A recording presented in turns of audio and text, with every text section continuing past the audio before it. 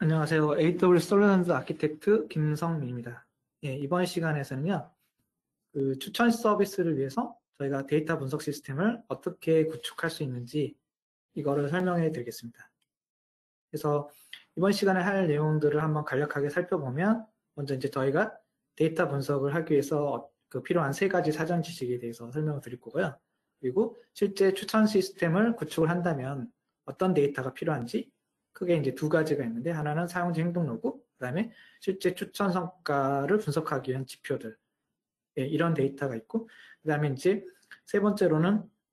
그렇다면 그 사용자 행동 로그는 어떤 식으로 수집을 할 수가 있는지, 그렇게 사용자 행동 로그를 수집할 수 있는 데이터 분석 아키텍처는 어떤 식으로 구성할 수 있는지 설명을 드리고, 그리고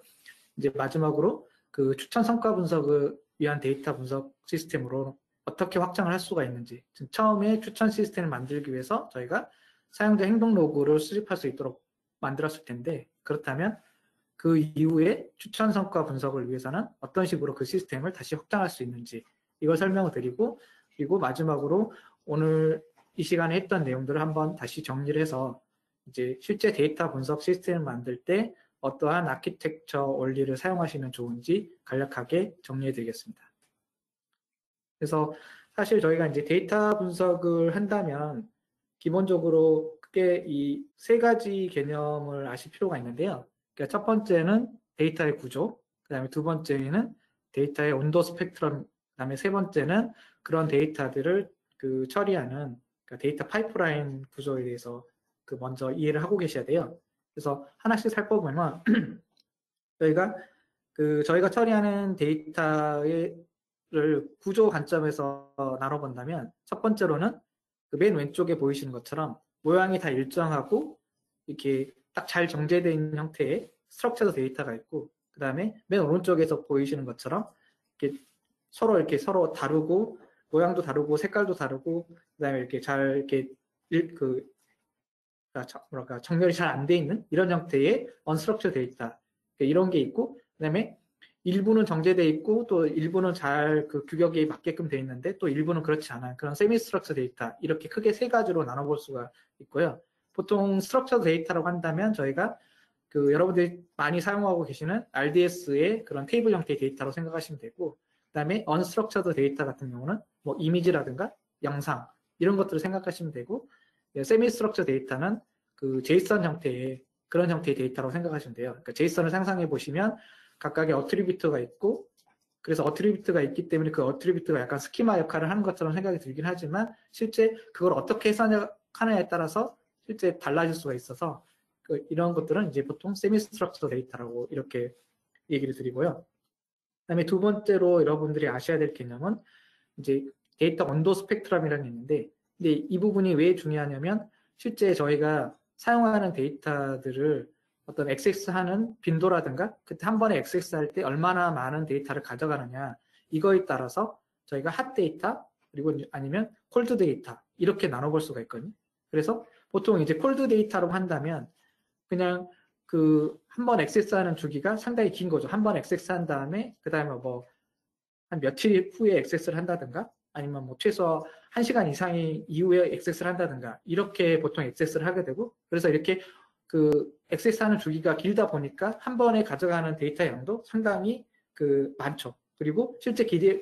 여러분들이 기대하는 것도 그러한 데이터들은 조금 가져오는데 시간이 오래 걸려도 그냥 이해를 하시는데, 그런데 내가 지금 당장 쓰고 싶은 데이터가 있다. 그렇다면 그런 데이터들은 가급적 수초 이내에 그 빨리 가져오기를 원하잖아요. 이제 그런 데이터를 이제 핫 데이터라고 그러고, 그렇게 빨리 가져와야 되고 아주 빈번하게 요청을 하기 때문에 실제로 한 번에 많은 데이터 양을 가져올 수가 없거든요. 그래서 이런 데이터의 특성을 가지고 있고, 또한 이런 핫 데이터하고 콜드 데이터 같은 경우가 앞서 설명드렸던 그 데이터 스트럭처 구조랑 비교를 해보면 실제로 핫 데이터 같은 경우는 상당히 구조적인 경우가 많고, 오히려 콜드 데이터는 그냥 언스트럭처드 데이터에 가까운 거죠. 그래서 한번 그냥 언스트럭처 형태로 구조가 없이 이렇게 쌓아놨다가 나중에 필요하면 그거를 가공을 해가지고 스트럭처 형태로 만들고, 그렇게 스트럭처 형태로 만든 거를 이제 빈번하게 그리고 이제 빠르게 가져가는 형태로 이제 핫 데이터 형태로 만들어서 사용을 하시는 거죠. 그리고 이러한 온도 스펙트럼에 따라서 저희가 그 사용해야 될 그러한 데이터 스토리지의 성격이라든가 이런 부분이 달라지기 때문에 이런 구조랑 온도 스펙트럼을 여러분들이 이해하시고 거기에 따라서 그 적합한 어떤 스토리지나 아니면 그 데이터를 프로세싱하는 그런 ETL 작업하는 프레임워크를 선택을 하시는 게 좋습니다. 그리고 이렇게 이런 식으로 그러니까 지금까지는 이제 데이터 자체에 대한 특성으로만 저희가 이제 데이터에 대해서 봤는데 그렇다면 이런 데이터를 가공을 한다는 측면에서 본다면 저희가 대체로 그 데이터 가공 프로세스는 지금 보이시는 그림처럼 크게 한 그 4단계에서 5단계 정도로 생각해 볼 수가 있거든요. 그래서 원본 데이터가 이렇게 있으면 맨 왼쪽에 어떤 데이터가 있다면 그 데이터가 맨 오른쪽에 이제 저희가 이런 데이터로 어떤 인사이트를 얻거나 아니면 원하는 그 답을 얻고 싶을 때 이런 데이터를 가공을 하고 분석을 하실 거예요. 그때 이제 하는 단계가 먼저 그 분석이라든가 각 그 인사이트를 얻기 위해서 필요한 데이터를 수집을 하고 수집한 데이터를 어딘가에 저장을 한 다음에 그 다음에 실제로 그 데이터를 그 사용하기 쉽도록 변환을 하는 작업들을 하죠. 저희가 보통 그거를 ETL 또는 ELT 이런 식으로 얘기를 드리고 그렇게 변환한 결과를 다시 한번 어딘가에 또다시 저장을 하고 그 다음에 그 저장된 데이터를 이렇게 소비를 해서 어떤 원하는 답을 찾거나 데이터에 대해서 인사이트를 얻거나 이제 이런 작업들을 하실 거예요. 그리고 이런 식의 전체적인 과정을 저희가 구축을 하는 방식을 보통 데이터 파이프라인 이렇게 얘기를 하고 이런 데이터 파이프라인을 구축하실 때 항상 이제 고려하실 점이 그럼 이 데이터 파이프라인을 통과하는 데이터 즉 이제 데이터를 넣었을 때 우리가 원하는 결과를 얼마나 빠른 시간에 얻을 수 있느냐 그러니까 이거에 따라서 각각의 단계에서 어떤 솔루션을 써야 될지 이제 결정이 되고 또 한 가지는 그러면 또 얼마만큼 많은 데이터를 이 데이터 파이프라인에서 한꺼번에 처리할 수가 있느냐 그러니까 이런 것도 생각을 하셔야 되죠. 그러니까 빠르면서도 또 많은 양을 처리해야 되는 이런 게 가장 좋은 건데 또 이제 이렇게 두 가지를 고려하시면서 그 다음에 이런 것들 때문에 실제로 그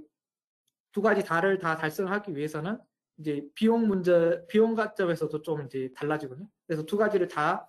그 높게, 그러니까 레이턴시도 낮게 하고 스루프도 높게 한다면 이제 비용이 높은 어떤 그런 좋은 솔루션을 쓸 수도 있고, 근데 우리는 그 레이턴시는 낮아도 그 레이턴시는 낮고 대신에 스루프는 높으면 좋다. 그렇다면 비용을 조금 낮춰가지고 또 이제 만들 수도 있고요. 그래서 크게 이런 데이터 파이프라인을 구성하실 때 레이턴시, 스루풋, 이제 코스트 이런 세 가지 관점에서도 이렇게 접근하셔서 이제 구성하시고 분석을 하실 수가 있습니다. 그래서 이제 이렇게 그 데이터를 분석하기 위해서 세 가지 개념에 대해서 먼저 얘기를 드렸는데 그렇다면 이런 세 가지 개념을 이제 그 이해하시고 있다고 생각하신 다음에 그러면 추천 시스템을 만든다고 친다면 그 데이터를 어떤 식으로 가공을 하고 또 어떤 데이터가 필요할까 이걸 한번 생각을 해보면 저희가 추천 계산을 위해서는 특히나 이제 콜라보레이티브 필터링이라든가 저희가 이제 그 아마존 퍼스널라이즈 같은 거를 활용하기 신다면 사용자가 어떤 아이템에 어떤 행동을 했는지 사용자의 행동 로그 같은 거가 필요하거든요. 뭐 장바구니에 담았다든가 상품을 구매했다든가 이런 게 필요하고 또 한 가지는 그렇게 해서 추천을 적용을 했다고 친다면 그러면은 그 추천의 성과를 측정하기 위해서 그러면 추천 아이템은 어떤 위치에 얼마나 많이 몇 회 동안 노출이 됐고 그 다음에 그렇게 노출이 됐을 때 실제 사용자들이 얼마나 많이 클릭을 했는지 이런 것들을 데이터를 수집을 해야지 실제 측정을 할 수가 있거든요. 그래서 실제로는 추천 시스템에 필요한 데이터는 크게 사용자 행동 로그랑 그 다음에 추천 성과 측정에 필요한 데이터 이렇게 크게 두 가지가 있다고 생각하시면 됩니다. 그래서 사용자 행동 로그를 수집하는 부분부터 생각을 해보면 저희가 아마존 퍼스널라이즈라고 하는 그런 그 서비스를 이용을 해서 추천을 만든다 이렇게 가정을 해본다면 그 사용자 행동 로그는 이제 퍼스널라이즈 쪽에 실제 유저 아이템 인터랙션을 하는 이런 데이터셋으로 해서 이렇게 들어오게 되고 또 한 가지는 그 실시간으로 사용자들이 그 발생시키는 그런 데이터들 같은 경우를 퍼스널라이즈 쪽에로 수집을 하고 싶다. 그렇다면 이제 이벤트 트래커 같은 거를 활용을 하셔서 이벤트 트래커로 실시간으로 데이터를 보내주면 이게 퍼스널라이저가 활용할 수 있는 이런 구조가 되거든요. 그러면 이제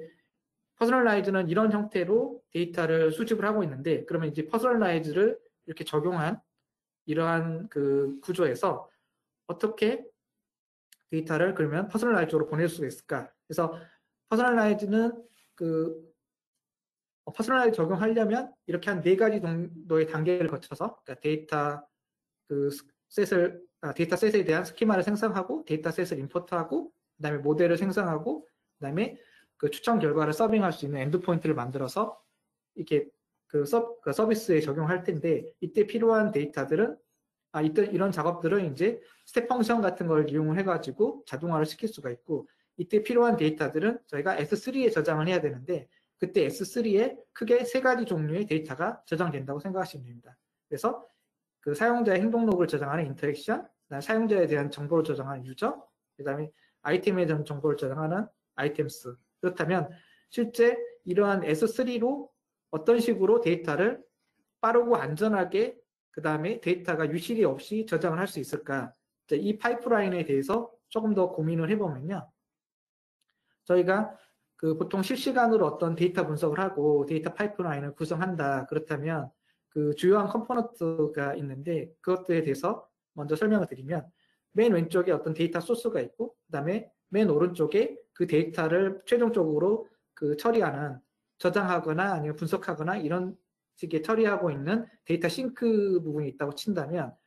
실제 그 데이터 소스에서 데이터 싱크로 데이터를 보낼 때 대부분 그냥 원본 데이터를 그대로 보내지 않고 대체로 싱크 쪽에 그 데이터에 그 싱크 쪽에 저장하기 쉽도록 아니면 싱크 쪽에서 데이터를 사용하기 쉽도록 데이터를 한번 가공을 하는데 그게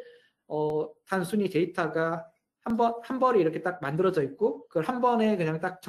그 데이터를 가공하면 끝나는 게 아니라 계속 실시간으로 데이터가 들어오고 그 상태에서 데이터를 가공하는 그렇게 가공해 줄 수 있는 그 스트리밍 프로세스라고 하는 컴포넌트가 필요하고 그렇다면 이제 스트리밍 프로세스에서 그 데이터를 가공을 할 텐데 이때 그 건건이 한 건씩 이렇게 처리하면 이게 스루풋이 안 나오기 때문에 저희가 일정한 크기로 데이터를 모아가지고 그 스트림 프로세스에서 한 번에 처리할 수 있도록 약간 버퍼 역할을 해주는 이제 스트림 스토리지 같은 거를 활용을 합니다. 그리고 그렇다면 이제 스트림 스토리지에서 데이터 소스로 그러면 어떻게 데이터를 넣어줄 수가 있냐? 그게 스트림 스토리지의 종류에 따라서 이제 방식이 조금씩 달라지는데 이제 그런 부분을 처리해 주는 게 스트리밍 인젝션이라고 생각하시면 됩니다. 그래서 실제로 저희가 실시간으로 데이터를 그 이동을 시키거나 아니면 분석을 할 때 이런 때는 크게 보면 데이터 소스에서 데이터 싱크 쪽으로 데이터 보내는 과정 중에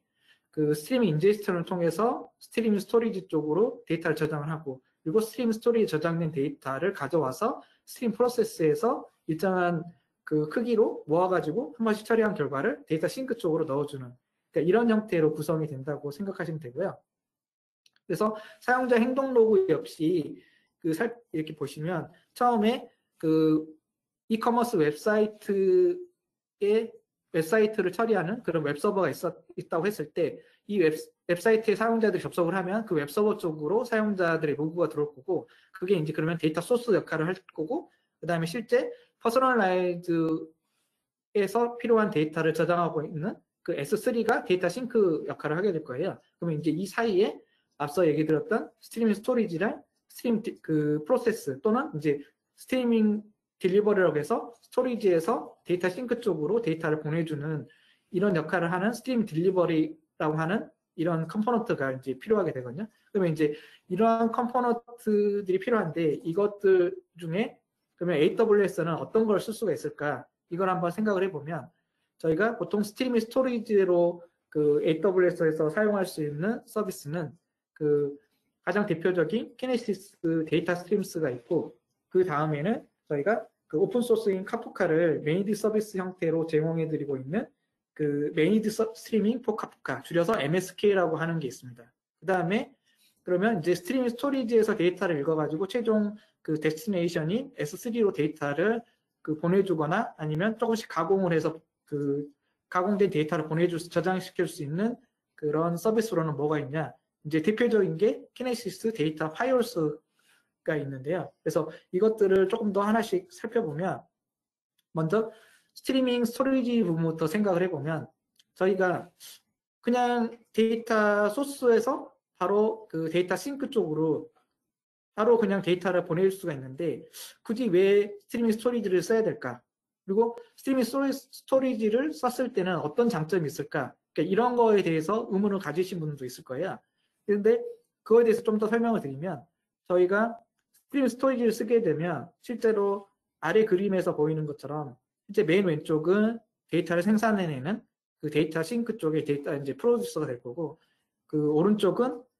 그 스트리밍 스토리지에서 데이터를 읽어가지고 데이터를 소비하는 그런 컨슈머라고 생각하시면 되거든요. 그런데 만약에 그 사이에 스트리밍 스토리지를 넣지 않게 되면 실제 프로듀서랑 컨슈머가 그 연결되는 게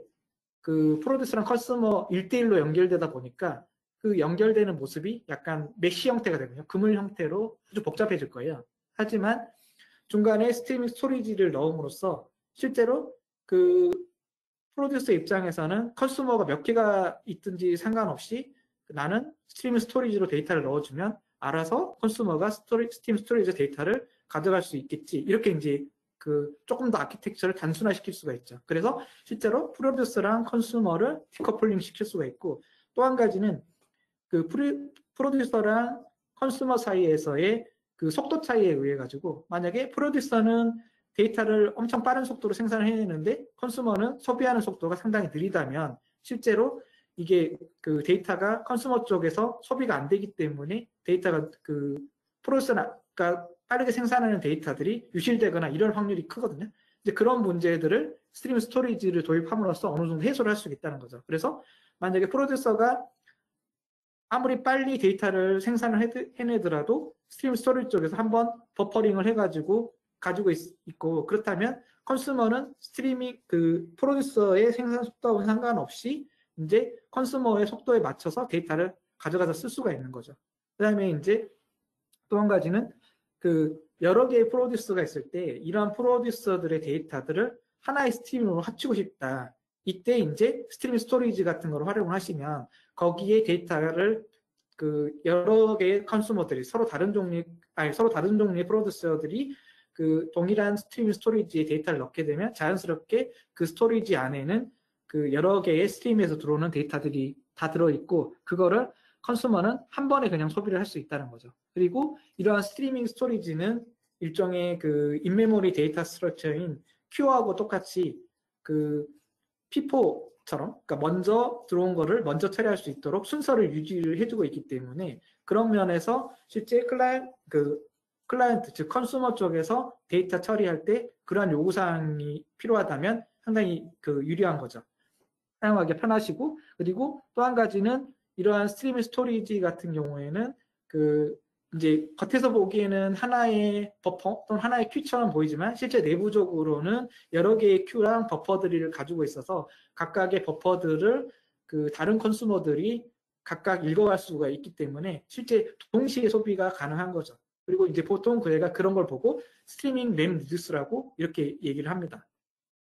그래서 그 저는 이제 일반적인 그 스트리밍 스토리지의 장점에 대해서 설명을 드렸는데 그렇다면 실제 그러한 스트리밍 스토리지 역할을 하는 키네시스 데이터 스트림과 MSK의 구조에 대해서 조금 더 설명을 드리면 이제 그 키네시스 데이터 스트림이나 MSK는 인메모리 데이터 구조인 Q라고 생각하시면 일단 제일 쉽거든요. 그래서 뭐 맨 먼저 생각하실 때는 이 그림에서 맨 바깥쪽에 있는 이 커다란 원통을 생각하시면 돼요. 그래서 이 원통이 Q라고 생각하시면 되고 그렇기 때문에 실제 그런데 이렇게 하나의 큰 원통 논리적으로는 하나의 큰 원통인데 그러면 그 이렇게 큰 원통을 사용했을 때 문제가 되는 게 어떤 거냐면 만약에 그 프로듀서가 하나가 아니라 많아졌었다. 그렇게 된다면 하나의 Q만 사용을 했을 때는 이제 그 Q가 모든 부하를 처리를 해야 되기 때문에 부하가 커지거든요. 그래서 부하 분산을 위해서 저희가 내부적으로 실제로 여러 개의 그 Q를 사용하게 되는 거죠. 그렇게 해서 근데 그렇게 해가지고 실제 그 프로듀서가 많아졌을 때 그 여러 개의 Q에서 처리할 수 있도록 이렇게 설계를 했고 그 다음에 이렇게 여러 개의 Q에다가 그렇다면 그 어떤 식으로 데이터를 나눠줘야 될까? 이제 그때 사용하는 방식이 프로듀서에서 그러니까 파티션 키라고 하는 이런 키를 주면 해시 펑션을 이용을 해가지고 각각의 Q에 이렇게 데이터를 나눠주게 됩니다. 그리고 이 각각의 큐의 데이터가 이렇게 나눠지고 하나의 큐에 대해서는 이제 그 순서가 보장이 되는 거죠. 그리고 이 각각의 큐를 이제 그 각각의 컨슈머들이 따로따로 소비를 해나갈 수가 있고요. 그리고 여기서 이제 또 한 가지 이게 인메모리 큐하고 좀 다른 점이 뭐냐면 인메모리 큐 같은 경우는 만약에 그 데이터를 소비를 해가면 지금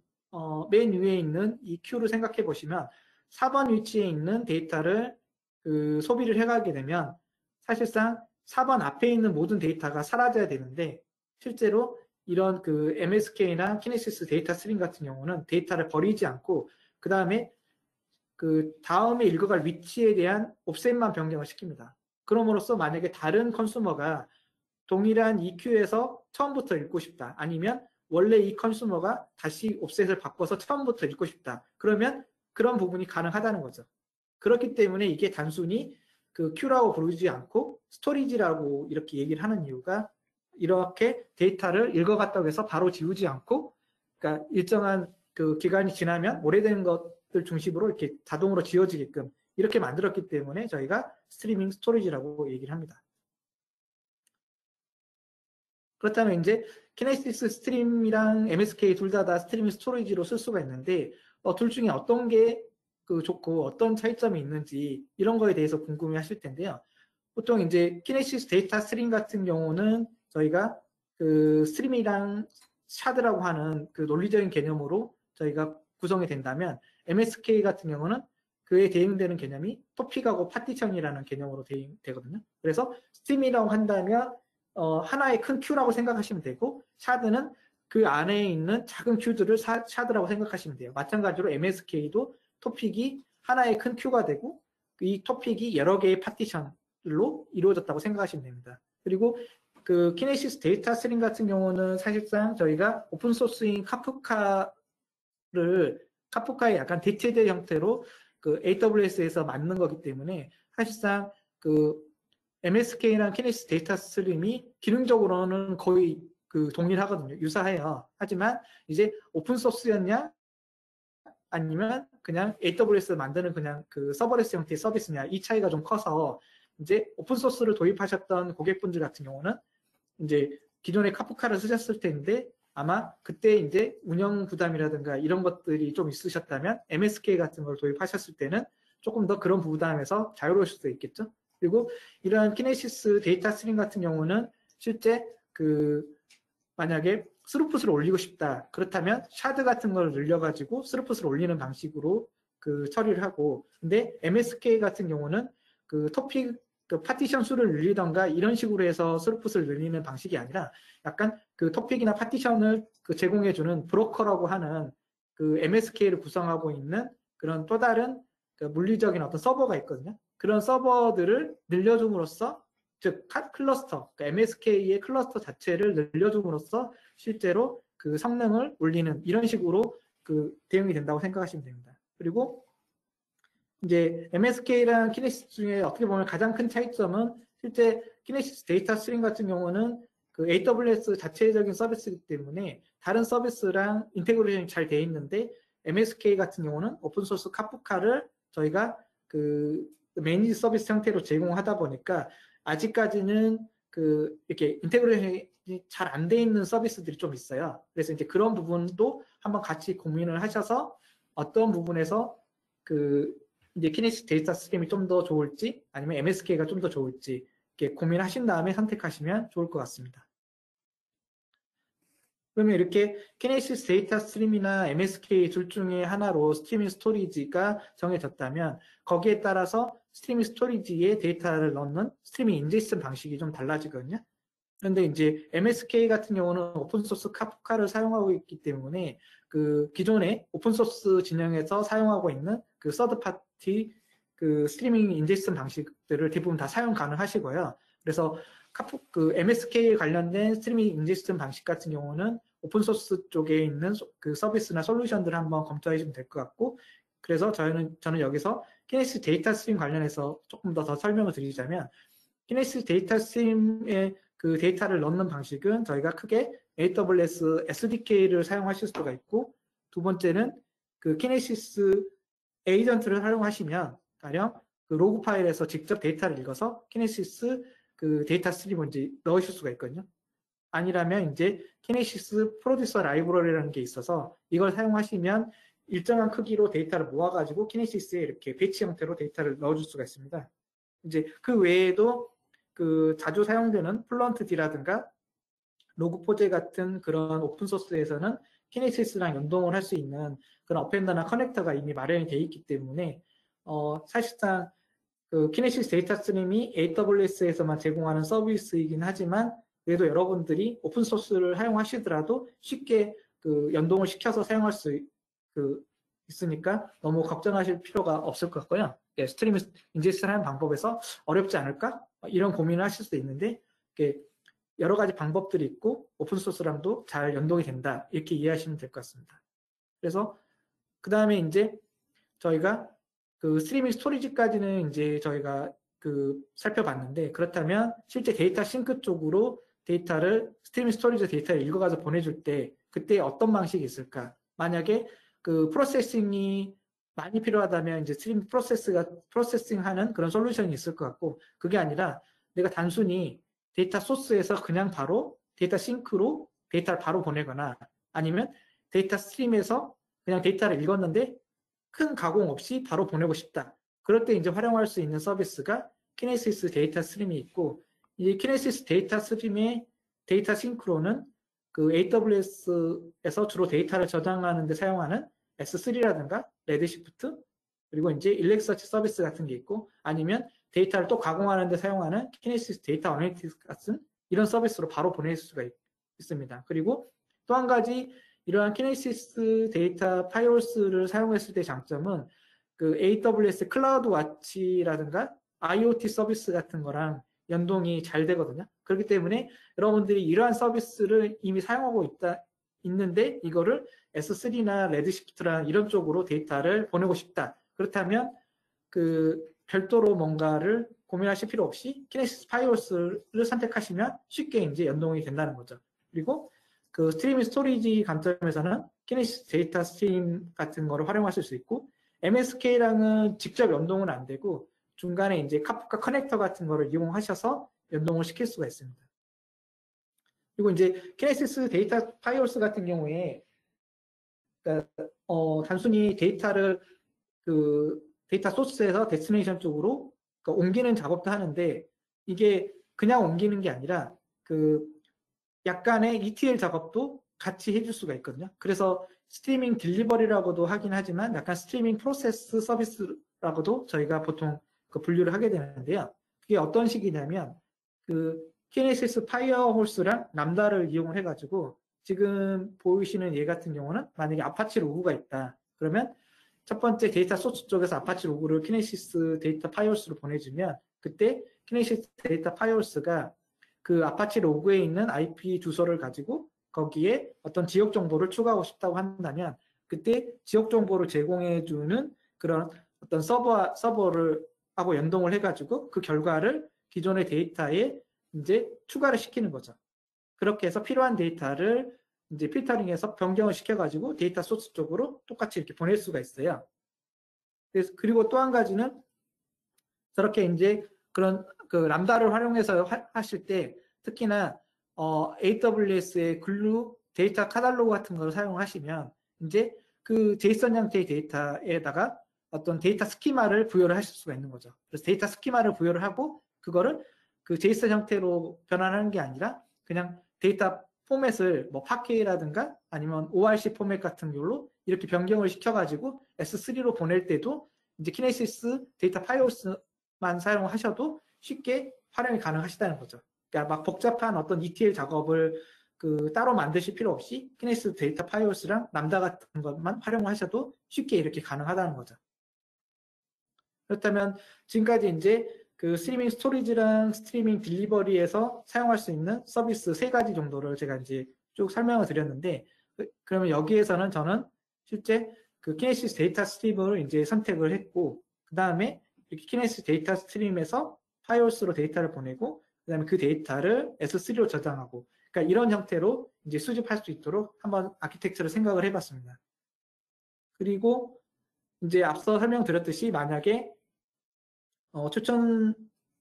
아마존 퍼스널라이저를 쓰는데 실시간으로 사용자의 행동 로그를 수집하고 싶다. 그렇다면 키네시스 데이터 스트림에서 그 람다를 이용을 해서 데이터를 가져오고 그래서 람다에서 이벤트 트래커 쪽으로 실시간으로 데이터를 보내줌으로써 바로 퍼스널라이즈 쪽으로 실시간으로 데이터를 업데이트 시킬 수가 있는 거죠. 그래서 여기까지 하면 실제로 그러니까 사용자 행동 로그를 수집하는 아키텍처는 만들어졌는데 그렇다면 우리가 저렇게 해가지고 그 추천 계산하고 이렇게 추천을 적용을 했다. 그럼 그때 그 이후에 그러면 추천 성과 분석은 어떻게 할 거냐? 그렇게 그때 저런 아키텍처를 어떻게 또 그 확장을 시킬 수 있느냐? 이런 걸 생각을 해보면 근데 아키텍처를 만들기 전에 저희가 그 추천 성과를 분석을 한다면 어떤 지표를 분석하는 게 좋고 어떤 방식으로 하면 좋겠는지 이걸 먼저 뭔가 결정을 해야지 거기에 맞게끔 이제 아키텍처를 만들 수가 있으니까 그걸 먼저 한번 짚어보면 실제 이커머스에서는 이제 체류 시간, 그 다음에 이탈률, 전환율 같은 거를 중요하게 생각을 하잖아요. 그러니까 사용자들이 얼마나 오랫동안 있었고 처음 들어온 사용자들이 그냥 메인 페이지만 보고 바로 나가지 않고 다른 어떤 상품을 클릭했는지 이런 걸 측정하는 이탈률 같은 거. 그리고 최종적으로는 그렇게 사용자들이 상품을 다 보고 구매를 얼마나 했는지 이런 것들이 이제 중요한 지표일 텐데 그리고 이제 저런 지표들이 추천을 도입했을 때 그 얼마나 효과적인지를 이제 측정을 하셔야 될 거예요. 그렇다면 이제 추천 자체에 대한 알고리즘 지표도 이제 그 평가를 하셔야 될 건데 그때 추천 자체에 대한 알고리즘 평가를 위해서는 첫 번째로는 커버리지. 그러니까 그 추천이 얼마나 많은 사용자나 얼마나 많은 상품에 대해서 결과를 보내줄 수 있는지를 확인하셔야 되고 두 번째로는 이제 렐러번스랑 세렌디피티라고 해서 얼마나 관련된 상품이나 그런 컨텐츠를 추천해줬는지 그 다음에 또 얼마나 사용자들의 호기심을 자극하는 그런 상품을 추천했는지 이런 것들을 측정을 해야 되는데 사실 렐러번스랑 세렌디피티 같은 거를 직접적으로 그 측정하기는 어려울 수가 있으니까 이런 걸 약간 간접적으로 실제 추천 클릭률 같은 거를 측정함으로써 추천 클릭률이 얼마나 높아지고 그렇게 추천 클릭률이 높아지면서 실제로 이커머스의 주요 지표들은 어떻게 변화가 되는지 그러니까 이런 부분들을 트래킹 하시는 게 이제 좋거든요. 그래서 이제 이렇게 그러면 트래킹 할 수 있도록 어떻게 그 기존에 지금 사용자 행동 로그로 수집하는 아키텍처를 그 약간 확장을 할 수 있는지 이 부분을 좀 더 살펴보면 기존에 이제 아키텍처는 이런 모양이었다면 실제 저 부분에서 그러니까 웹서버에서 실제 퍼스널라이즈를 호출을 해가지고 그 추천 결과를 내보내주겠죠. 그리고 사용자 행동 로그는 키네시스 데이터 스트림하고 키네시스 파이올스를 이용해서 S3로 저장을 하고 있을 텐데 우리가 추천에 대한 성과를 분석하고 싶다면 실제 추천은 그 상품을 얼마나 많이 클릭을 했고 그 다음에 그 상품은 얼마나 많이 노출이 됐는지를 알아야지 추천 클릭률이 계산이 될 거고 그 다음에 또 한 가지는 그러면 그런 추천을 어느 위치에다가 저희가 그 노출을 시켰을 때 가장 효과가 좋은지 보통 저희가 채널이라고 얘기하는데 그런 부분도 그 트래킹을 해야지 이제 추천 성과 분석을 정확하게 더 하실 수 있을 거거든요. 그래서 이런 데이터를 모아가지고 실제 이렇게 그 그래프로 비주얼라이제이션을 한 다음에 이제 마케터라든가 아니면 데이터 사이언티스트라든가 아니면 비즈니스 어널리티스트들이 이제 활용을 하실 거예요. 그렇다면 첫 번째로 고민할 부분이 그러면 저렇게 모아진 데이터를 어떻게 비주얼라이제이션을 하는 게 저 마케터라든가 BA라든가 데이터 사이언티스트 분들이 잘 데이터를 활용할 수 있을까? 여기에 고민이 되실 텐데 그때 저희가 사용할 수 있는 서비스가 그 AWS의 퀵사이트라고 하는 서버리스 형태의 그 BI 그 서비스가 있거든요. 그래서 퀵사이트 같은 경우는 별도의 설치나 이런 것들이 필요가 없고 마찬가지로 데이터만 넣어주시면 자동으로 분석을 해서 그 다음에 이거를 그래프로 이렇게 그려줄 수가 있고 그리고 또 한 가지 중요한 거는 이제 퀵사이트에는 ML 인사이트 기능이 들어가 있어서 만약에 내가 어떤 특정 뭐 클릭률 같은 걸 좀 예측을 하고 싶다든가 아니면 뭐 한 몇 주 후에 그 상품의 판매량 같은 걸 좀 예측을 하고 싶다든가 아니면 그런 추이 같은 거를 예측을 하고 싶다. 그렇다면 언뜻 드는 생각이 그렇게 예측을 할 수 있는 모델을 만들어야 되지 않을까? 이렇게 생각이 드실 텐데 퀵사이트 같은 경우는 그런 모델들이 이미 내장이 돼 있어서 그냥 바로 그 데이터만 넣어주시면 그 어느 정도는 사용하실 수가 있다는 거죠. 그래서 이런 퀵사이트를 사용을 하셔가지고 실제 그 데이터를 시각화하실 수가 있는데, 근데 그렇다면 그 다음에 이제 문제는 뭐냐면, 그러면 저 킥 사이트로 데이터를 보내줄 때, 그러면 그때 데이터를, 모든 데이터를 그냥 보내주는 게 아니라 뭔가 가공을 하거나 아니면 그 데이터를 통계를 내거나 집계를 해가지고 보내줘야 될 텐데, 이제 그럴 때 사용할 수 있는 그런 도구, 그 서비스는 어떤 게 있을까? 이제 이런 게 고민이 되실 거예요. 그래서 그런 그 서비스들을 크게 보면 이게 배치로 한 번에 계산하고 그 데이터를 시각화할 수 있는 방법이 하나 있을 거고, 다른 방법은 이제 그 대화식으로 사용자들이 필요할 때 이제 쿼리를 날리고 그 쿼리를 그대로 이제 비주얼라이즈하는 방법, 이렇게 크게 두 가지 방식으로 분류를 해보자면, 만약에 배치 방식으로 하신다면 그 글루라든가 그 아마존 EMR 같은 거를 사용하셔가지고 가능하실 것 같고, 만약에 대화식 형태로 한다고 한다면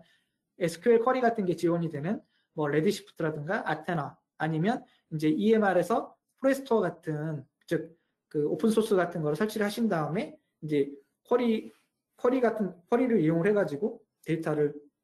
집계를 내고 가공을 해서 이제 퀵사이트로 비주얼라이저를 해볼 수가 있는 거죠. 그래서 이 네 가지 정도의 서비스를 한 번 더 조금 더 살펴보면, 실제로 이 네 가지 서비스를 먼저 이제 어떤 데이터 구조의 데이터를 이 네 가지 서비스가 각각 처리할 수 있는지, 그 다음에 그 프로그램 언어 같은 거는 어떤 걸 지원하는지, 그 다음에 실제 데이터는 어디에 저장하는지, 그리고 주로 사용하는 유지 케이스는 어떤 건지에 대해서 좀에 따라서 조금씩 이 서비스의 특징이 달라지는데요. 대체적으로 보면 그 아마존 레드시프트 같은 경우는 저기 RDSI 같은 그런 데이터 웨어하우스이기 때문에 데이터 구조 자체가 완전하게 스트럭처드 형태가 필요한데, 나머지 이제 글로라든가 프레스토나 아테나 같은 경우는 이제 제이슨 형태 같은 그런 세미 스트럭처드 형태의 데이터도 어느 정도 처리가 가능합니다. 그리고 그 지원되는 언어로 보면 모두 다 이제 SQL 같은 언어를 사용할 수가 있고, 그다음에 이제 글루나 이제 스팍 같은 경우는 이제 그 프레임워크에서 제공하는 API 같은 걸 사용하셔서도 데이터를 가공할 수가 있죠. 그리고 이제 이러한 네 가지 그 서비스 중에서 이제 대부분 다 ETL 같은 그런 작업들을 다 처리할 수가 있는데, 특히나 글루나 그 이제 스팍 같은 경우는 주로 데이터를 약간 복잡한 가공이 필요하다, 여러 개의 단계를 거쳐서 데이터를 가공하고 싶다, 이제 그런 때 이제 많이 사용을 하시고, 아니면 보통 이제 아테나나 레지스트 같은 경우는 주로 RDS에서 이제 SQL로 처리할 수 있는 정도의 그런 ETL 작업을 보통 필요하다고 한다면, 이제 그 스팍이나 이런 걸 사용하실 필요 없이 그냥 SQL만 가지고도 사용할 수 있기 때문에 아테나나 레지스트 같은 걸 이제 활용하시면 될 것 같고요. 그리고 이제 여기에서 그 아테나나 이제 레드시프트 같은 경우는 실제 레드시프트 노드의 데이터가 저장이 되지만, 아테나나 이제 프레스토나 이제 그 글루 같은 경우는 S3의 데이터가 저장돼 있고, 그 S3의 데이터를 읽어와서 실제 가공하는 거는 다른 노드에서 진행이 되기 때문에 실제 스토리지랑 컴퓨팅이 분리되어 있다고 생각하시면 돼요. 그래서 지금 저희 같은 경우에는 그 1차적으로 사용자 행동 로그를 S3라고 하는 그 스토리지에 저장을 하고 있기 때문에, 이거를 다시 레드시프트 쪽으로 데이터를 똑같이 넣은 다음에 그 분석하거나 할 필요 없이, 만약에 그 컴퓨팅만 할 수 있는 엔진만 붙여놓으면 그러니까 뭔가 분석을 할 수 있으면 조금 더 유리하기 때문에, 여기서는 아테나를 사용을 해서, 그리고 아테나가 그 어떤 서버 관리나 이런 것들이 필요 없이 서버리스 형태로 제공이 되고 있기 때문에 아테나를 사용을 해가지고 이제 분석을 하고 그 결과를 퀵사이트에서 이제 확인하는 이런 형태를 이제 구성을 해볼 수가 있거든요. 근데 이제 여기까지 하면 아테나를 사용하면 그러니까 분석을 할 수가 있는데, 근데 아테나 같은 걸 사용하게 되면 그 데이터가 만약에 실시간으로 분석을 하고 싶다, 이제 그렇게 한다면 조금 그 아테나를 그렇게도 쓸 수는 있겠지만 이게 잘 쓰는 방식은 아니거든요. 아테나 같은 경우는 대용량의 데이터를 처리할 때 유리한 도구지. 그러나 특히나 S3 같은 경우는 약간 그 콜드 데이터 아니면 웜 데이터 같은 데이터를 저장하는 용도로 쓰는 스토리지이기 때문에, 이게 실시간으로 핫 데이터 같은 거를 그 분석하고 처리하고자 한다면 사실은 그 S3보다는 다른 스토리지를 선택하는 게 더 유리할 수가 있죠. 그래서 그렇다면 만약에 그 실시간으로 데이터 분석을 하고 싶다면 이 구조에서 어떻게 확장을 할 수 있을까? 또 이제 이런 고민이 드실 수가 있을 거예요. 왜냐하면 내가 추천을 한번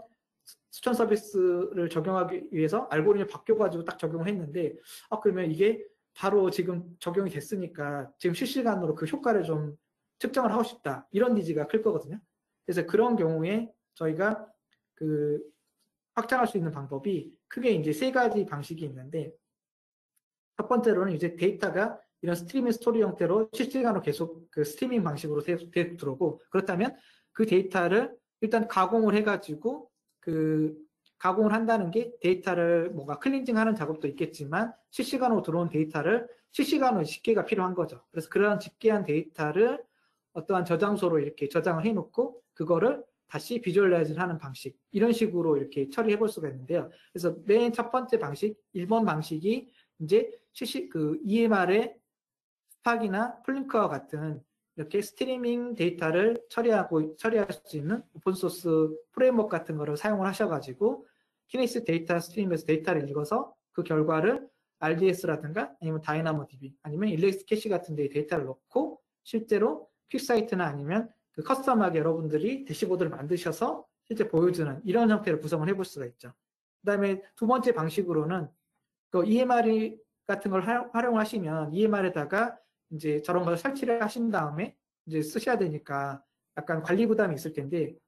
그런데 우리는 그 관리 운영 효율성을 좀 높이고 싶다. 그래서 관리를 하지 않고 약간 서버리스 형태로 실시간으로 집계를 해주거나 ETL을 해줄 수 있는 서비스가 없을까? 그런 걸 고민하신다면 두 번째에 키네시스 데이터 어널리틱스라는 서비스를 활용하시면 돼요. 그래서 이 서비스 같은 경우는 저희가 서버리스 형태로 제공을 해드리고, 그래서 그렇게 실시간으로 집계를 한 데이터를 다시 그 키네시스 데이터 스트림이나 이런 쪽으로 보내준 다음에, 아니면 키네시스 데이터 파이어스로 보내준 다음에 그 데이터를 이제 RDS나 다이나모DB 아니면 일렉스캐시 쪽으로 이렇게 그 저장을 해서 비주얼라이제이션을 하는 거죠. 그 다음에 세 번째 방식으로는 우리는 그 데이터를 이렇게 실시간으로 집계한 결과를 이렇게 어딘가에 저장해서 쓰는 것보다 일단 실시간으로 그 데이터를 어딘가에 바로 집계를 하고 또 실시간으로 데이터를 그냥 우리가 애드호크하게 쿼리를 날리고 싶다. 이제 이런 경우에 쓰실 수 있는 게 이제 일렉서치 같은 거를 저희가 활용해 볼 수가 있는데요. 그래서 일렉서치로 데이터를 넣기 위해서 키네시스 데이터 스트림에서 키네시스 파이오스를 사용하셔가지고 데이터를 읽어오신 다음에 그걸 일렉서치에 넣어주시면 일렉서치에서는 또 그 내장되어 있는 키바나라고 하는 그 데이터 시각화 도구가 있기 때문에 거기에서 바로 여러분들이 그래프를 그려볼 수가 있고, 그 다음에 필요하시면 애드호크하게 그 쿼리를 수령하셔가지고 결과를 또 보실 수가 있는 거죠. 그래서 그 이렇게 세 가지를 크게 간단하게 설명을 드렸는데, 조금 더 디테일하게 설명을 드리자면 1번하고 2번을 먼저 설명을 드리면,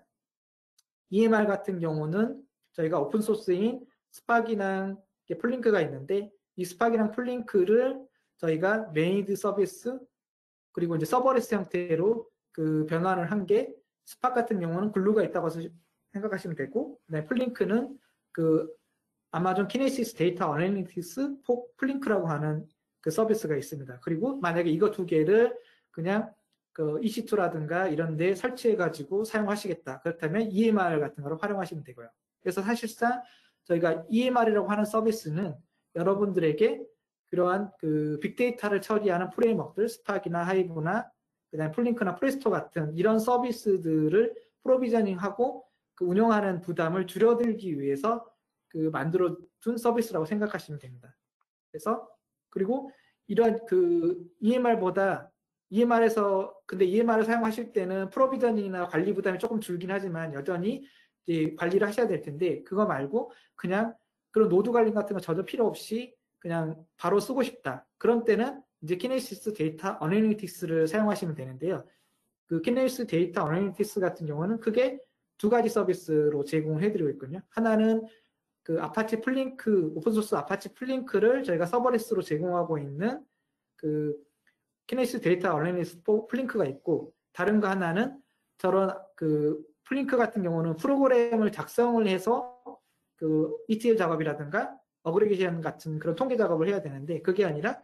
SQL 쿼리로 바로 하고 싶다. 그런 니즈가 있는 분들한테 제공해드린 게 키네시스 데이터 어널리틱스 for SQL이라는 게 있습니다. 그래서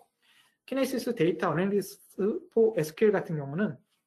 실제 어떤 스트리밍 스토리지에서 데이터가 이렇게 들어오면 그 데이터를 만약에 지금 예제 같은 경우는 내가 10초 간격으로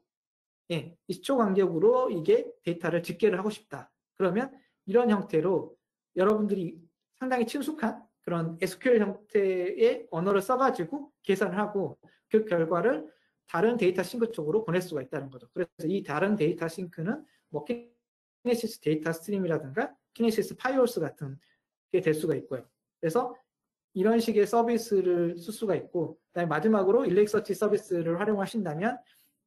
여러분들이 이제 일렉서치 서비스 같은 경우는 워낙에 오픈소스로 유명하고, 특히나 이제 검색 쪽에서도 많이 활용을 하시니까 익숙하실 분들이 많을 텐데, 그런데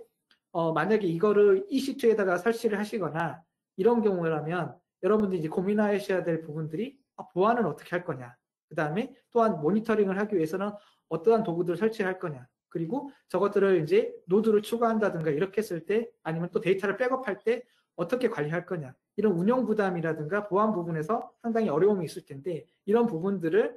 저희가 약간 메이드 서비스 형태로 제공을 해드림으로써 보안이라든가 그 다음에 모니터링이라든가 그 운영의 효율성을 높여줄 수 있게끔 제공해드리는 게 그 아마존 일렉서치 서비스이고, 실제 오픈소스랑 거의 동일하다고 생각하시면 됩니다. 그래서 다시 한번 정리해보면 크게 세 가지 방식, EMR을 쓰거나 키네시스 데이터 어널리틱스를 쓰거나 일렉서치 서비스 쓰거나, 이렇게 세 가지 방식으로 실시간의 데이터, 실시간으로 스트리밍 형태로 들어오는 데이터를 이렇게 분석하실 수가 있고, 근데 저는 여기서는 약간 1번하고 2번 같은 경우는 또 별도의 스토리지를 사용을 해야 되고, 또 한 번 이렇게 ETL 과정을 거치는 저런 작업들이 있기 때문에 그것보다는 그냥 바로 애독하게 쿼리도 할 수 있고, 그리고 실제로 그러니까 크게 지금 다른 여러 가지 서비스를 섞었을 필요 없이 그냥 하나만 쓰면 해결이 가능한 일렉서치 서비스를 선택을 해서 한번 구성을 해봤고요. 그래서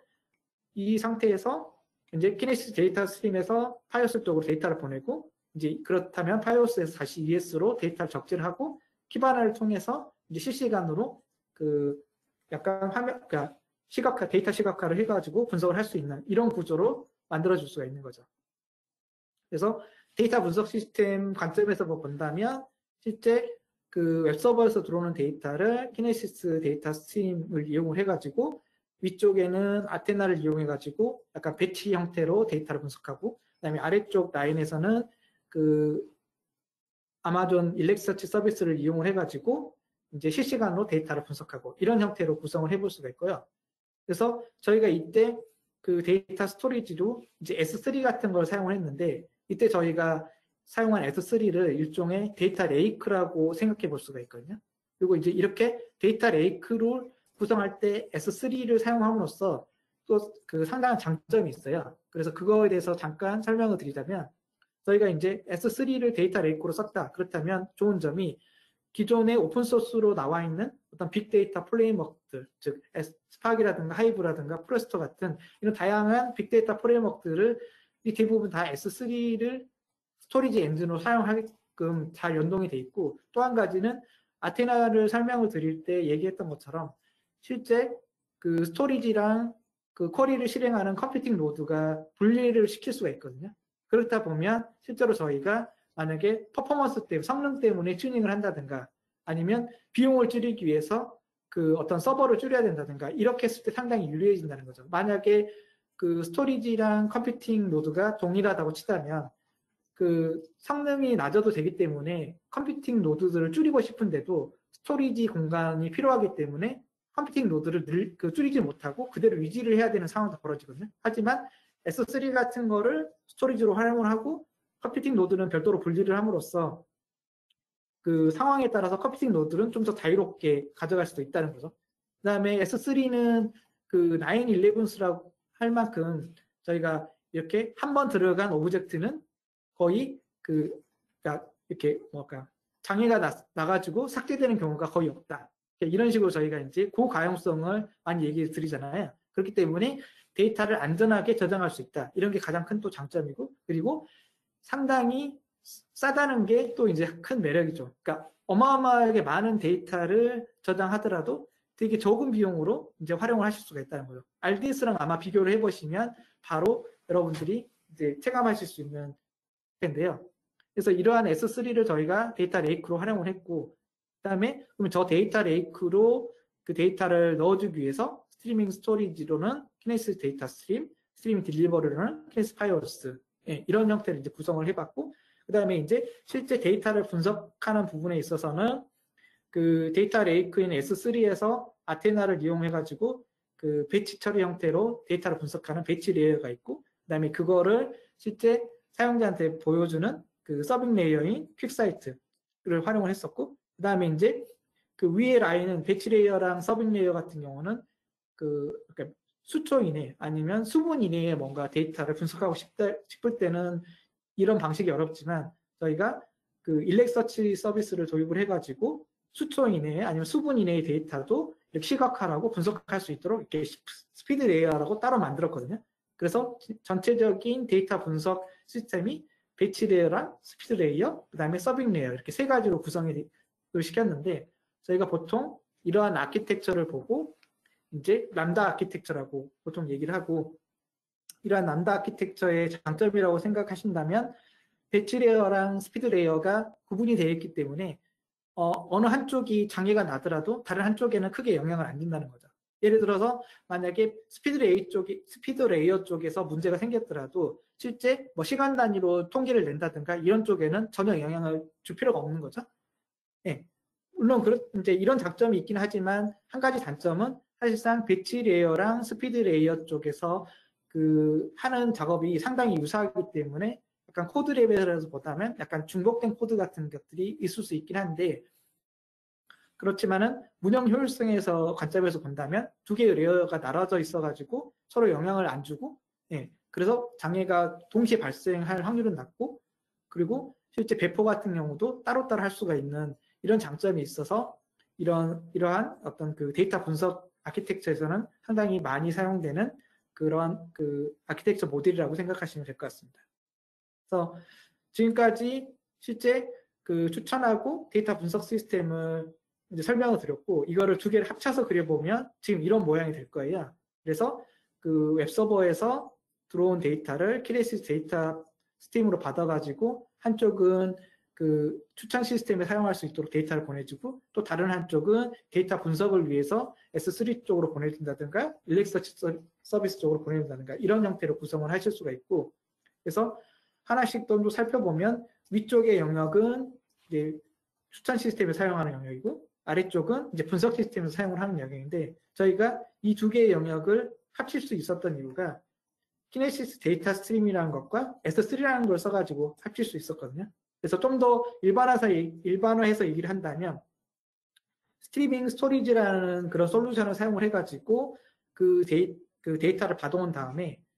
그 데이터를 그 스트리밍 스토리지에 넣었기 때문에 실제 용도가 다른 시스템 쪽으로 데이터를 그 서로 나눠서 보낼 수 있었던 거죠. 한쪽은 그 추천을 위한 퍼스널라이즈 쪽으로 데이터를 보낼 수가 있었고, 또 다른 쪽은 동일한 데이터를 분석 쪽으로 데이터를 보낼 수가 있는 그런 장점이 있었고, 그다음에 또 한 가지는 이러한 데이터 양이 많은데 그것들을 다 모두 저장할 수 있는 그러한 그 데이터 레이크를 구성하기 위해서 S3 같은 거를 활용을 함으로써 이제 데이터 자체를 안전하게 보관을 하고, 그 다음에 그 또 분석이라든가 추천에 쉽게 활용할 수 있는 형태로 이렇게 구성을 할 수 있었던 거죠.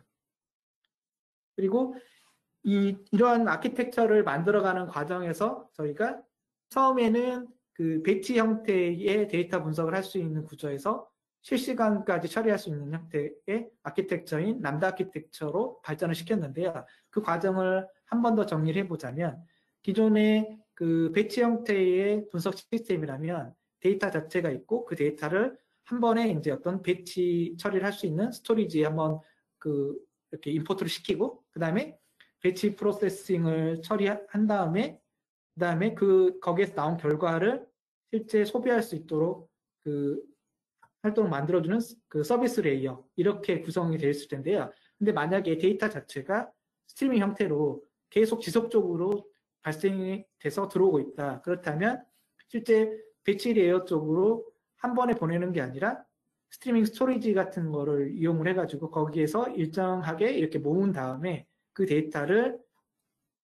그 모으기 위해서 스트리밍 인젝션을 사용해가지고 스트리밍 스토리지에 일정한 크기대로 모아서 그다음에 그 데이터를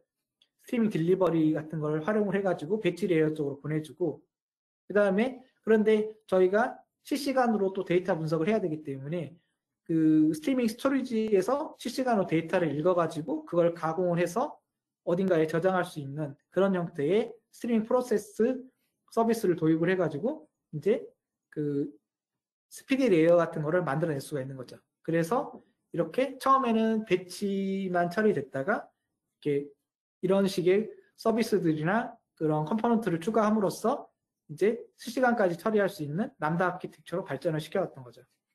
그리고 그 전체적으로 이러한 데이터 파이프라인이라든가 이런 데이터 처리 시스템을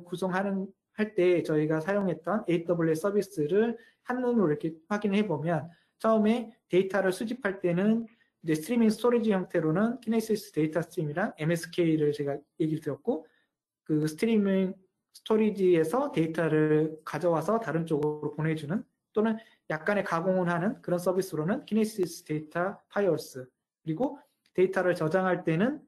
이제 데이터 레이크 역할을 하는 S3 그리고 데이터를 가공하거나 어떤 통계를 내거나 이런 때는 람다부터 해서 일렉서치 서비스까지 이렇게 다양한 서비스가 있었고 마지막으로 저희가 데이터를 소비를 할 때는 일단 그 데이터를 시각화하거나 아니면 분석을 할 때는 킵사이트 같은 그 BI 시스템을 사용하셨고 또 한 가지 추천과 같은 그러한 그 어떤 실제 데이터 자체를 활용하고 싶겠다. 그렇다면 이제 아마존에서 제공하는 머신러닝 서비스들 여러 가지 서비스들을 다 활용하실 수가 있는 거죠. 오늘 설명드렸던 그 퍼스널라이즈드 같은 것도 있고 또 다른 거는 이후에 설명드릴 뭐 컴프레hen드라든가 프로디텍터 같은 것도 있고 아니면 이제 세이지메이트 같은 것을 활용을 하셔가지고 머신러닝 모델을 직접 개발하실 수도 있는 거고요. 예. 그리고 이제 지금까지 이렇게 쭉 여러 가지 아키텍처도 보고 어떻게 확장했는지를 이렇게 쭉 봤는데 그 여러분들한테 마지막으로 좀 정리해서 얘기를 드리자면 이렇게 저희가 어떠한 그 데이터 분석 시스템을 만든다고 한다면 이렇게 한 번에 모든 거를 처리하도록 그 모노리틱 형태로 만들기보다는 약간 데이터의 분석 과정이 데이터를 수집하고 그다음에 그거를 가공을 하고 다시 또 그 저장을 한 다음에 그걸 다시 이제 분석을 하고 이제 결과를 내는 이런 형태의 단계들이 나오는데 이 각각의 단계를 그 분리를 한 다음에 가장 최적화된 솔루션을 사용을 하셔가지고 이제 처리를 할수록 이제 시스템 자체가 유연하고 그 다음에 이런 그 레이턴시라든가 그 스루풋 같은 거를 향상시킬 수가 있는 거죠. 그 다음에 또 한 가지는 그 제가 이제 아테나를 쓸지 뭐 레드시프트를 쓸지 뭐 EMR을 쓸지 뭐 이런 것들을 얘기할 때 항상 얘기 드렸던 게 이게 운영 관점에서 어떤 게 조금 더 편하냐 그리고 여러분들의 손이 덜 가냐 이런 얘기를 계속 얘기 드렸는데 결국에는 처음에는 만들기는 쉽지만 이것들을 한번 만들고 그냥 내버려 두는 게 아니라 계속 운영을 해야 되기 때문에 이후에는 운영 부담이 커지거든요. 그래서 운영이 효율적이고 그 다음에 보안 관점에서도 뛰어난 그런 서비스들을 가급적 선택하시는 게 좋고 그러려면 웬만하시면 이제 매니지드라든가 서버리스 서비스를 선택하시는 게 훨씬 더 효율적이지 않을까 그러니까 이런 생각이 많이 들고요. 네 번째로는 데이터를 처리하실 때는 이제 그 데이터 레이크 같은 거를 구성을 하셔서 처리하실 텐데 이러한 데이터 레이크 같은 거를 구성하실 때는 항상 유념하셔야 될 부분이 RDS처럼 그냥 그 인플레이스로 그 레코드를 그 자리에서 업데이트를 시키는 것보다는 그 레코드가 그 변경된 내용만 그대로 똑같이 데이터 레이크라든가 이런 데 저장을 하시고 실제 데이터를 읽어가는 시점에 변경된 내용까지 합쳐가지고 그 처리하는 이런 형태로 즉 이뮤터블 로그 형태로 이런 데이터를 처리하도록 디자인하는 게 그 이후에 확장성이라든가 그 대용량의 데이터 처리할 때는 유리하시거든요. 근데 만약에 인플레이스 형태로 데이터를 가공하고 뭔가 하겠다고 한다면 사실상 RDS 같은 형태의 서비스가 필요한데 그런 RDS 같은 서비스 같은 경우에는 이제 많은 양의 데이터를 처리하기에는 조금 어려운 점이 발생을 하게 되겠죠. 그리고 지금까지 설명드렸던 이런 서비스들이 어떤 서비스는 그 약간 비용이 많이 나오기도 하고 어떤 서비스는 비용이 적게 나오기도 하는데 이것이 무조건 데이터가 양이 많아서 비용이 많이 발생을 하는 게 아니라 저희가 처음에 데이터 파이프라인을 구성을 하실 때 그 레이턴시가 어떻게 되고 그다음에 스루풋이 어떻게 되느냐에 따라서 실제 거기를 구성하는 그 각각의 파이프라인을 구성하는 그 서비스들이 달라지고 그러면 그 서비스들의 가격이 결국엔 최종적으로 달라지기 때문에 그 가격이 달라지는 거지 실제 데이터의 양하고는 관련이 그렇게 크지는 않거든요. 그렇기 때문에 그 데이터가 많다고 비용이 많을 거라고 이렇게 생각하시지 말고 실제 워크로드의 특성이라든가 그 다음에 어떤 식의 그 요구사항이 있는지 이거에 따라서 적절한 그 서비스를 선택하시면 상당히 합리적인 비용으로 그 좋은 성능을 내는 그런 시스템을 만들 수 있다는 점 꼭 기억을 해주시기 바랍니다. 그리고 마지막으로 드리고 싶은 말씀은 보통 제가 이렇게 설명을 드릴 때 데이터 가공 그 프로세스를 뭐 데이터를 저장하고 그 다음에 그걸 처리하고 다시 또 저장하고 분석하고 이렇게 설명을 드리면 이렇게 처음 어떤 뭘까 일의 순서대로 시스템을 설계하시려고 하시는데 이제 그렇게 설계를 하시는 것보다는 최종적으로 그 데이터를 어떻게 활용했으면 좋겠느냐 아니면 이 시스템의 목적이 뭐냐 이러한 목적을 먼저 생각을 하시고 그 다음에 거꾸로 그 목적에 가장 맞는 그 선택지를 하나씩 거꾸로 선택하는 방식으로 하시는 게 좋거든요. 근데 데이터 처리만 보자면 사실은 뒤에 어떤 그 목적으로 사용하든지 상관없이 데이터 처리를 그냥 무조건 빨리 하고 싶다면 가장 빨리 처리되는 그런 서비스를 선택할 수도 있겠지만 근데 그렇게 선택을 했을 때 최종적으로 사용하실 때 보면 그게 안 맞는 경우가 되게 많거든요. 그렇기 때문에 실제 설계를 하실 때 그 뭔가 데이터가 처리되는 순서대로 그 솔루션을 선택하기보다는 최종적인 목적, 그 어떤 식으로 데이터를 활용할 건지를 생각해 보시고 맨 뒤쪽에서부터 이렇게 그 서비스를 선택하시는 거를 권장을 드립니다. 그래서 지금까지 이제 추천 서비스를 위해서 데이터 분석 서비스를 어떻게 만들 수가 있는지를 설명을 드렸는데 저희가 이제 이커머스 입장에서 생각해 본다면 실제 어떤 사용자 데이터가 있고 그런 사용자 데이터를 저희가 그 이커머스 자체를 이러한 큰 어떤 과일나무로 생각한다면 여러분들은 사실 이 과일나무를 잘 키워가지고 이렇게 뭐 리텐션이라든가 천 레이시라든가 아니면 컨버전 레이트 같은 경우를 이런 식으로 이렇게 잘 키운 과일을 따시려고 하실 거예요. 그때 저희가 활용을 하실 때 이런 데이터들을 이 과일나무 데이터라고 하는 이러한 어떤 그 비료라든가 이런 것들이 잘 이 과일이 흡수할 수 있도록 이런 데이터 파이프라인을 잘 구성을 해주고 그 다음에 여기에 이제 퍼스널라이저 같은 추천 서비스를 잘 활용을 하셔가지고 그냥 데이터를 활용하시는 것보다 훨씬 더 좋은 그런 그 비즈니스적인 성과를 낼 수 있도록 이렇게 구성을 하실 수가 있습니다. 예.